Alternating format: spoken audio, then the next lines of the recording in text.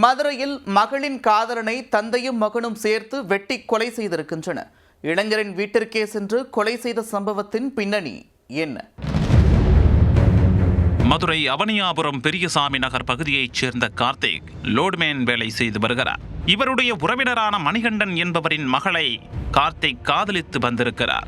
இருவரும் காதலிப்பதை அறிந்த பெண்ணின் தந்தை மணிகண்டன் கார்த்திக்கை பல முறை எச்சரித்திருக்கிறார். மணிகண்டனின் எச்சரிக்கையை பெரிதாக எடுத்துக்கொள்ளாத காதலர்கள் இருவரும் தொடர்ந்து பழகி வந்துள்ளனர்.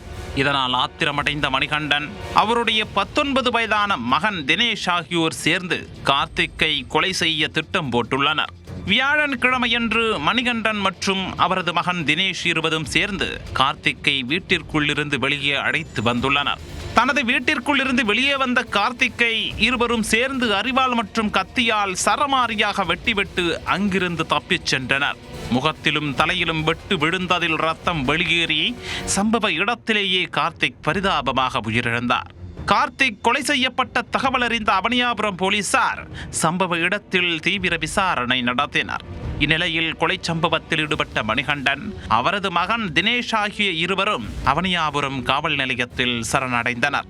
மதுரை மீனாட்சி அம்மன் கோயிலில் மணிகண்டன் டூரிஸ்ட் கைடாக இருந்து வந்திருக்கிறார். அவரது மகன் தினேஷ் கல்லூரியில் படித்து வருகிறார். இருவர் மீதும் கொலை வழக்கு பதிவு செய்த போலீசார் அவர்களை கைது செய்து சிறையில் அடைத்தனர். மகளின் காதலனை பெண்ணின் தந்தையும் அவரது சகோதரனுமே சேர்ந்து கொலை செய்த சம்பவம் அப்பகுதியில் பெரும் சோகத்தை ஏற்படுத்தியுள்ளது.